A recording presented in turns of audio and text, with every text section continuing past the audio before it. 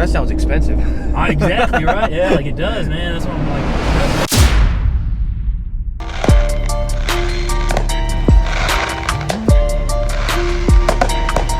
You guys know Stan and his SEMA build. I've officially come up with a new name for it. It's the problem child build. Yeah. This is the problem child. I mean, you guys know we all have 2020s in our friend group. And this one's giving us the most issue. And so right now, been dealing with driveline issues for weeks. Yeah. Almost more than, since SEMA. Yeah, since we came back. We brought it back and I had to get the alignment done. Right. So you guys drove it from when the trailer whole dually incident happened. That's right. If you don't know what happened, then go back and watch it. All right. Whew, that was honestly one of the scariest things I've done. I mean, there's a cliff right there. Uh-oh. Somebody wants to race me. I don't know who is that. I don't know. Is it the Nissan or the Ford? I don't know. On the 2020s, there's a damper plate. You probably show yours because yours is still in one piece. Yeah, mine's not the problem child. No, yours is still Also not on the 18-inch lift either, so. Yeah. So on the back right there, on that flange, that ring around the back is actually a damper. So it's a counterweight and it dampens the harmonics out of the rear end. What's happening with mine is the dampener keeps coming off. When we put this one on, they came back from Vegas, they took it to Twan's shop, first repair and off-road in Lexington, South Carolina. And Twan was gonna do the alignment, but he saw that the weight was just a little bit kicked. He said, hey, I can get another one, we can get it replaced because they have a tendency to fall off. It's a problem with 2020s. Yeah, that's what he said. Except on the 2020s. for any 2020, everybody else with a 2020 that I know seems to right, be on. Right? Exactly. But mine looked like it was coming off. So he took it off, he got a new one, he put it on. I drove back from there, and a couple of days later I took a look and I could tell that there's just a rubber bushing between that and the actual flange. I could see the rubber coming out and I was like, hey Twan, there's a problem. We took it back, we did it again. I drove back to Augusta and I stopped right away. I had to go to work, so I stopped at my job, so it's like 54-mile drive. Got there, rubber's already starting to come out again. Dang. So finally I talked to somebody at Chevy. He's like, oh dude, just take it off, it's probably just because your rims and tires are so big, there's a lot of harmonics, it's probably just vibrating off. And I took it off, and that's when you could actually hear what was going on. So when I go down the road, especially at higher speeds, on deceleration, there is what sounds like a little bit of almost like a gears meshing. And it feels like it's in the transfer case under your feet, but for some reason the dampener keeps coming off. And so I think it's in the rear end. And so we're going back and forth. Is maybe the lash in the rear end set, maybe a little too loose? When Twan changed out the plate, maybe it changed the pinion depth. There's a million things that could be going on. There's also a known issue on some 2020s, and only on 2020s. Yeah. 21s, 22s don't have this issue. But the transfer case actually rotates slightly, and it throws the output shaft of the transmission and the input shaft of the transfer case out of sync. And so you'll hear it on deceleration. Is there like a service bulletin for it? There is a service bulletin for it. So what's weird is a service bulletin makes no sense in my mind how this works, but they say you just take the transmission mount off and you unbolt the transfer case, but you don't take the bolts all the way out. You pull them out like an inch and you back the transfer case off and you push it back on, and then you bolt it back up. And torque it all to spec, and that's it. Supposedly some 2020s went out and the transfer case wasn't torqued down properly. Oh, okay. And so that could also be an issue because it makes noise on deceleration. And so it's a matter of trying to sort out where it's at. So I think what we're going to do is go get a mount for the GoPro. I actually made a video and we mounted a GoPro on the track bar and drove, and you could hear it, but you still couldn't actually tell where it was coming from. So now we're going to stick one right on the rear end and we're going to drive and see if that gets really loud, or try to mount one up on the transfer case itself and see if it's really loud there, because it's one of those 2 points, right? Something associated with the driveline is causing that problem. The driveline's balanced. I actually had a custom made billet spacer for the driveline to bring the driveline further into the transmission, because it was like out further than I felt like it should be. You're okay to pull it out a little bit, but this was like 2 inches, maybe a little over 2 inches. So I had a 2-inch billet spacer made at a machine shop that I work with, and that has that thing right at factory setting. And what ended up happening was it actually got louder, which means that wasn't the issue. And the reason it gets louder is because you have more shaft in contact now, so wherever that sound is being transferred from has more surface area to vibrate and shake. So no real vibration like in the steering, no real vibration in driving, just a sound that sounds like something is going to go bad. So before it does, we're going to try to isolate it and then sort it out. But Pinion Angle came into play. We were adjusting Pinion Angle. As a matter of fact, I have a set of McGaughy's blocks on there right now. Nice. Because yeah, from Mark. So is it powder coated white? They are powder coated white. Okay. Yeah, some original McGaughy's blocks because mine had an angle on it to bring the drive line or to bring the rear axle upward a couple of degrees. And the problem with that for me, what I've always been taught when building cars or trucks, is that the two angles, the angle of your transfer case and the angle of your rear axle, should mirror each other. So if you're 4 degrees down here, you should be 4 degrees up here.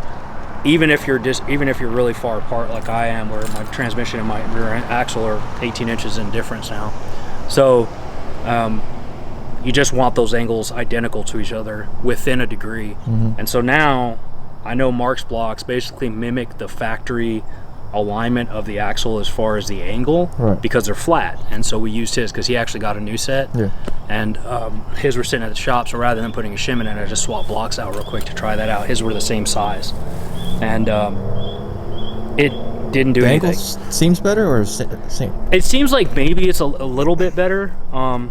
You know, there's a million things. Unfortunately, when you're dealing with something like that, a transmission, a rear axle, and a drive line, between those three components right there, you're talking probably 2,000 different moving parts, right? And anything could particularly be causing this. I actually sent it to Performance Transmissions on TikTok and showed him a video of it, and he was kind of baffled because he'd never heard that before. We gotta figure out a way to collab with him. He actually talked to me. Yeah, he did say he'd be back. He's going on vacation the last week of the year, but then he'll be back. So I told him, hey, let's schedule something. Let's go up there and hang out. We'll come up. Really popular guy. If you don't know his TikTok channel, go check it out. It's actually really good. But he'll show you a lot of different things that go on with TikTok. Can be educational too. It's not just he's naked super girls dancing. Like, if you want to see some stuff and some crazy fixes and things that I think a lot of GM techs follow his channel. So anyway, we're gonna take it for a drive. We're gonna put the GoPros on. I guess we'll post the footage. What's going on? Anybody out there who might have an idea or seen this issue before, feel free to kick in. Now, I'll tell you the things that I have done. We were worried about the front drive line. Now, I've got a double cardan front drive line. Obviously, I am 4-wheel drive. We don't do no Bluetooth here. Yeah, no Bluetooth. We don't do Bluetooth drive lines. But I have a custom drive line in the front that is double cardan, and my front axle is pointed directly at the shaft, like it should be with the double cardan setup. But we have taken it off and driven it with no front drive line to see if that stopped, to make sure. We're trying to isolate. Is it front? Is it back? Sounds like it's in the transfer case. With the dampener on, we thought, hey, transfer case is being really noisy. The next steps are going to be drain the fluid out of the transfer case and see if we find any metal in there, because maybe a bearing's going bad. We've drained the rear axle a couple of times, never found any metal in there, so it's hard to believe that the lash being set incorrectly wouldn't cause some damage. But I guess we'll see. It's just one of those things where it's like you got to tear into it and start pulling piece by piece. But if we could isolate it to one section of the truck or the other, it's going to save us a ton.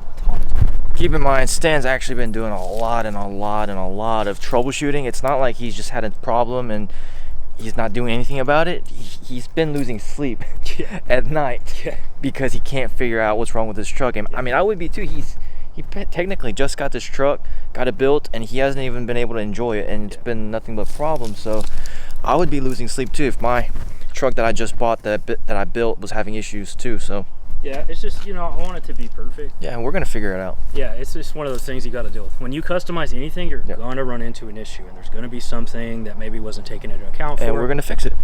We're gonna fix it. Yeah, we're gonna fix it. So just keep bringing you guys along with everything that happens with all these builds, because we want to be transparent and we want you guys to kind of learn from our mistakes too, if we make any.